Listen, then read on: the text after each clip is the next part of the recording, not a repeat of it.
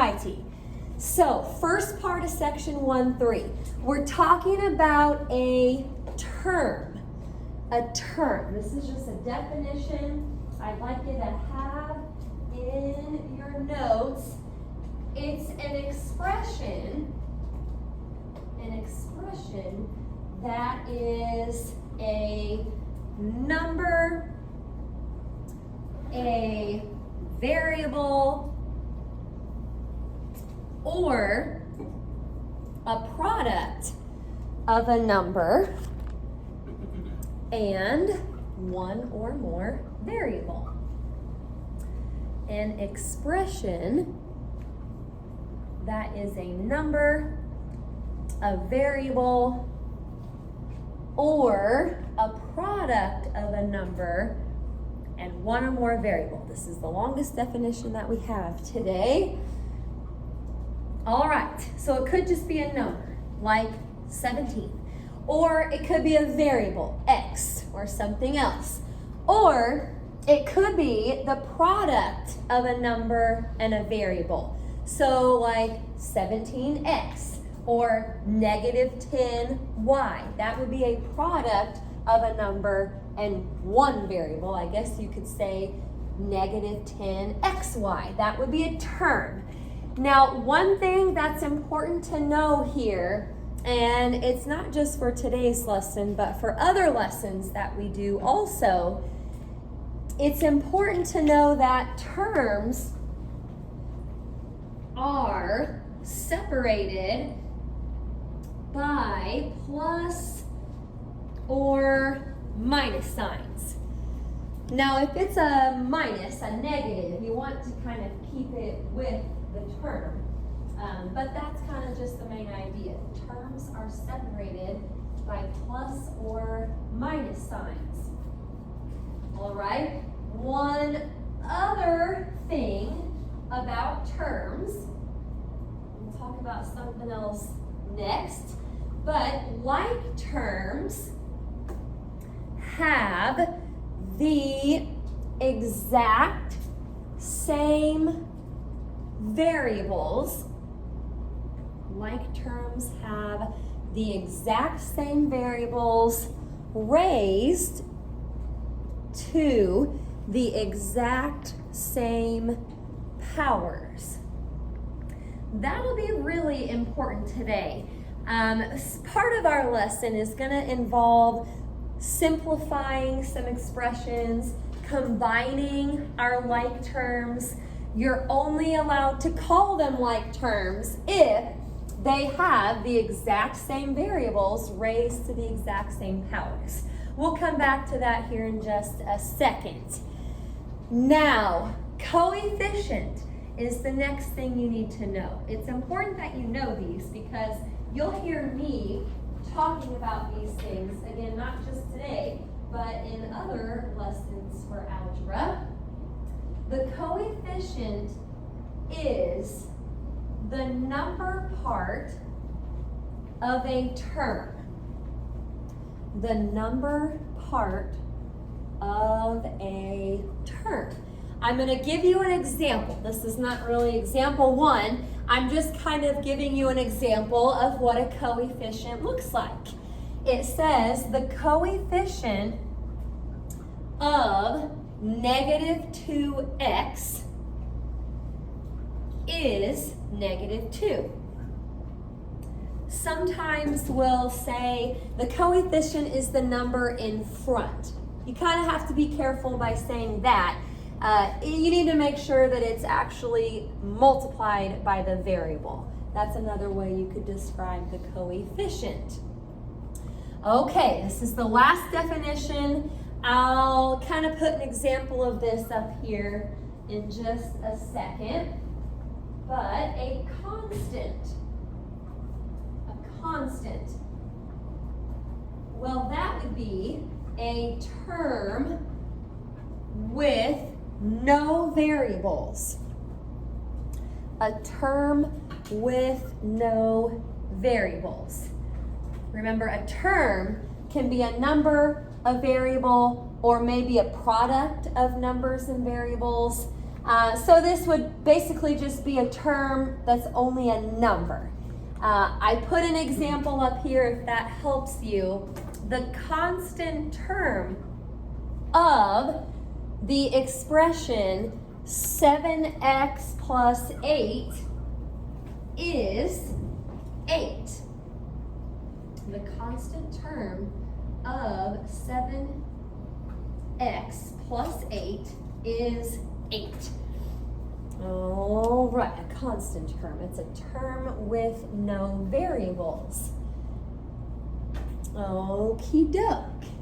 We're going to do kind of a couple different sets of problems today. Still kind of in the review mode, doing things that you hopefully already kind of know how to do. And it looks like we're good to go with that. So let's go ahead and start the first set of problems. It says, write an algebraic expression that models each situation. Write an algebraic expression that models each situation. Expressions don't have equal signs. If something has an equal sign, it's an equation. Expressions don't have that. It's just what it is. Okie doke. Now, example 1, like I've said for, I guess, the third day in a row now, it is important that you copy down the original problem. If you just put the answer, especially on something like this, it really won't be helpful later on. Okay, 7 more than a number y. 7 more than. Probably back in Algebra 1, when you did a lesson like this, you may have written down, with addition, you might see these words. Sum, more than. I'm kind of giving it away. There's other things that you could say about addition. Subtraction, it's a difference. Maybe you're doing a number less than something. Multiplication, you might hear product, you might hear per. There's key words that you're kind of looking for in these problems. So the key, I guess it's a phrase, up here is more than. Now, if you're thinking of the greater than symbol, I like the way you think, but we're not going to have any inequalities today. So no greater than or less than. If you see something like this, more than, it's actually just referring to addition.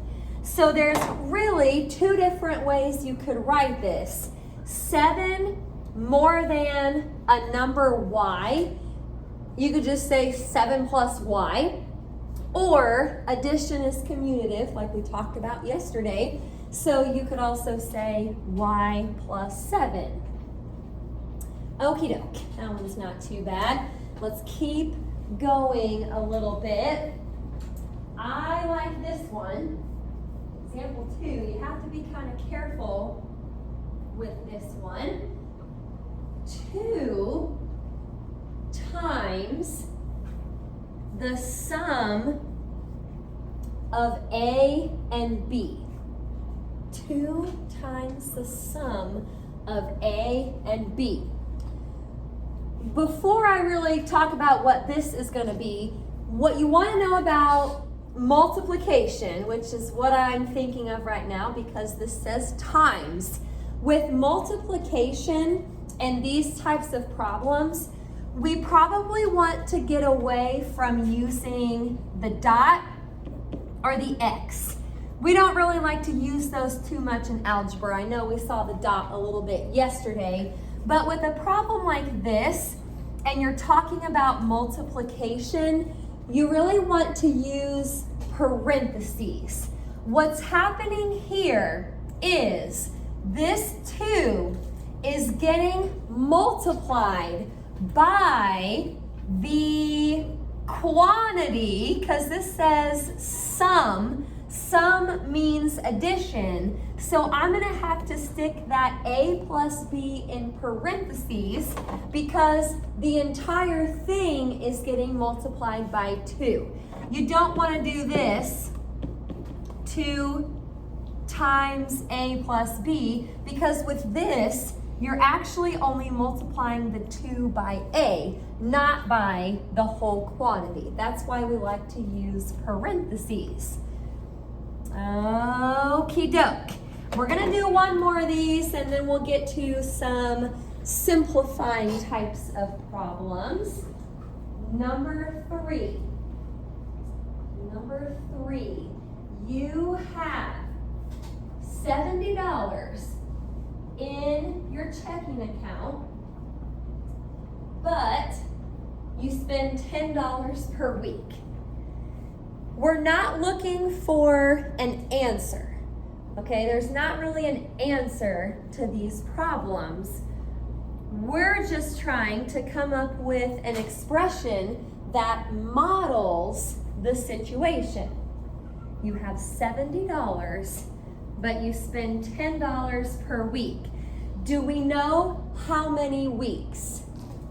No. So probably somewhere, I know this is kind of annoying, we just did it in our homework with one of those problems, but you really should kind of say what variable you're using and what it represents. I chose W because of weeks. You can pick whatever you want, but the fact is, we don't know how many weeks, so we have to find something to represent that.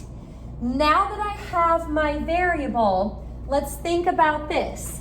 We start with $70. Now, the dollar sign. If you were writing your answer and it was money, you need a dollar sign. We're not really coming up with an answer here. We're just writing an expression. So I may actually leave off the dollar signs for right now.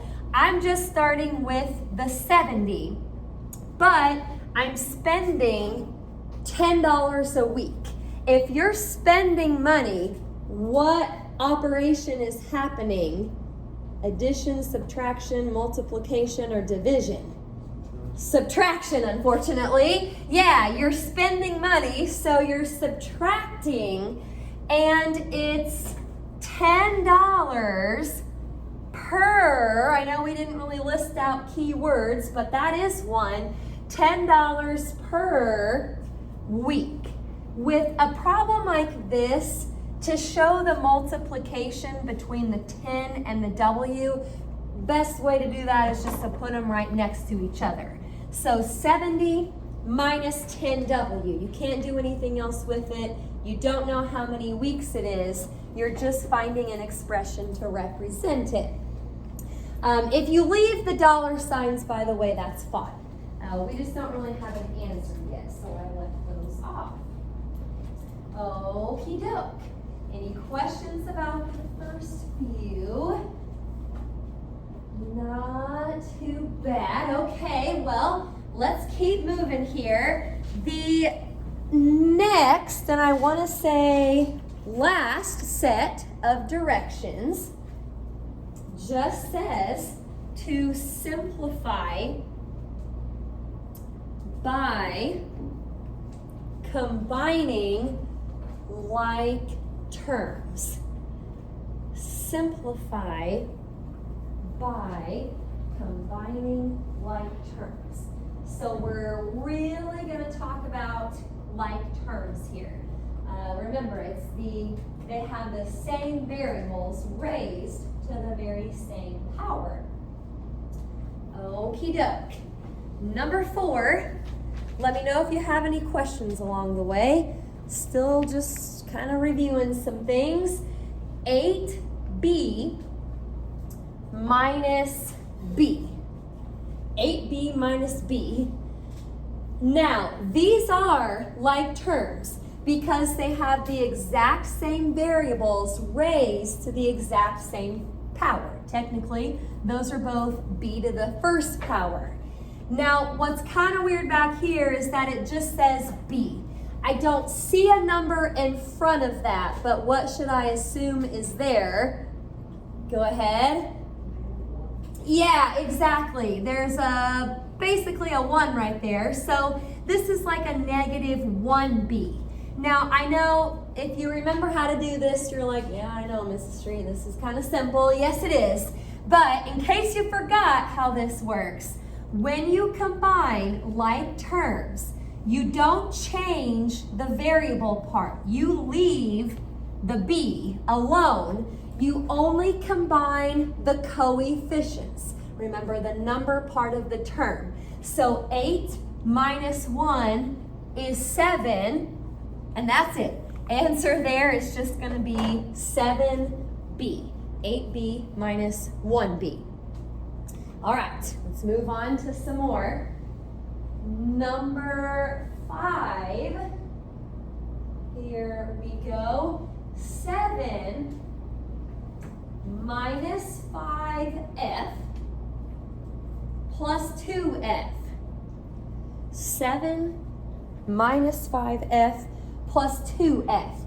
Now, don't be, or you might be tempted, but don't combine the 7 minus 5. Don't make that 2f right here, because the 5, or negative 5, has an f, and the 7 does not. So the poor old 7 kind of has to just stay out front for a little bit while we combine the like terms that we do have.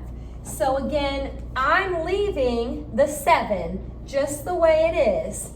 And then with these terms, leave the f alone. Negative 5 plus 2, that would make a negative 3f. And again, this is it. This is my answer. The 7 does not have an f with it, so we can't do anything else to it. Okie doke. Stop me if you got any questions. I'm moving here. Number 6. Throwing some exponents at you now. 6a squared plus 3b plus 2b squared. I forgot to say squared there. It's 3b squared plus 2b squared minus 4a squared. All right. Like terms have the exact same variables raised to the exact same powers. So what I'm noticing first up here are the a squareds. That has an a squared, that has an a squared. When you combine these, don't touch the a squared part. Leave that the way it is. And then 6 minus 4, that'll give you a 2a squareds. If you have 6 apples and you take away 4 apples, you have 2 apples. It doesn't change the fact that you have apples. So don't change the a squareds to be anything else. Now the b squareds are in the middle. So 3 plus 2 is 5b squared. Don't change the square. Don't make it a 4 or anything like that, because you see that you're adding. Again, what you're adding doesn't change. So you'll want to leave those labels just the way they are. Okie doke. I've got a few more. Hang with me. I know a lot of this is review, but we're going to get into some things like maybe this one that are a little bit more complicated. Number 7. Oh, the negatives. Negative quantity 3k plus m minus 2 times the quantity k minus 4m. All right. Hey, we're using a property that we talked about yesterday. Distributive property. I know that it looks kind of weird right here because this is just a negative sign, but think of that more like a -1 out front. So actually, we need to distribute the -1. And then here in a second, I'm going to take this -2 and I'm going to distribute it. Lots of distributing here. And then hopefully we can find some like terms after that. Okay, here we go. -1 times 3k would be -3k. I already had the arrows up there. What do you know? Okie doke. And then -1 times m. You can put -1m if you want. I just put -m. All right, let's go right here. -2 times k is -2k. -2 times -4m is +8m. Distributing has to be done first. Bless you. Now we're coming along and we're looking for like terms. So both of these have k. -3 minus 2 is going to give me a -5k. Alrighty, think of that right there as a -1 again. -1 plus 8 is +7m. That looks pretty good there for number 7. Negatives. A lot of times when we get something wrong in math, it's just due to a little negative sign somewhere that kind of throws us off. So watch out for those. All right, I've got 2 more examples, so hang with me. Number 8 and then number 9 should be our last one. -4x squared minus 7y plus 5x plus x squared. Okay, now be careful. Like terms, they have the exact same variables raised to the exact same powers.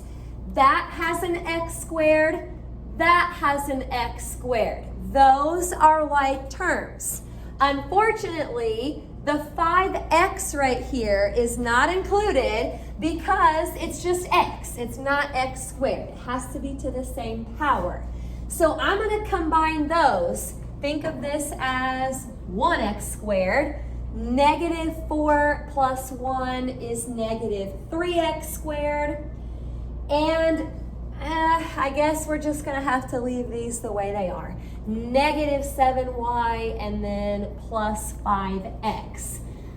For something like this, if you had it in a different order, that would be fine. Like if you put maybe the -7y plus 5x first, then the -3x squared, that would work too. All right. Last but not least here, number 9, kind of a nice lesson for a Friday.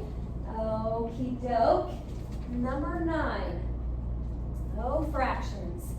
1/3 times the quantity x squared minus y squared minus 2/3 times the quantity x squared minus y squared. There's probably a couple different ways you could do this one, but kind of from what we've been talking about with the distributive property, that's sort of what I'm thinking here. I've got a number in front of a quantity. Let's just distribute it. Okay, I know it's a fraction, but that's all right. We can do this the same way. 1/3 times x squared. It's just going to be 1/3 x squared. Okay, 1/3 times -y squared, just -1/3 y squared. Now we come over to the second part and we basically do the same thing. This is a negative, by the way, so be careful. -2/3 times x squared. That's just -2/3 x squared. And then watch your negatives. A negative times a negative should be a positive, And then we'll just stick the little 2/3 in front, so plus 2/3 y squared. Don't be alarmed because of all the fractions we have. It's all right, we can still sort through this and combine our like terms. In case you forgot to add or subtract fractions, you have to have common denominators.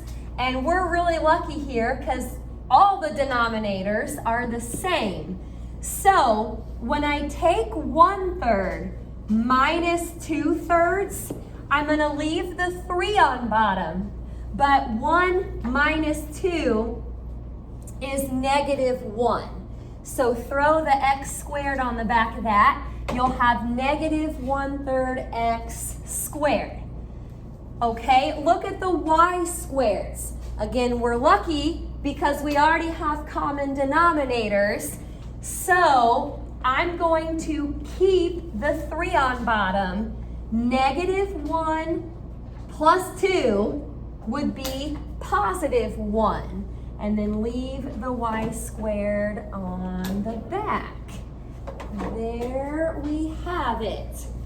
So, any questions about that? Not too bad there. I'll put the assignment up here next, so if you're good to go with the notes, you can grab a paper for the assignment. It's kind of all over the place. I promise it's not long, but it kind of looks long just because I jumped around a little bit. But it should be A3 from page 22 to 24. We're gonna do 10 to 14, 30 to 38, 49 to 53, and then 55.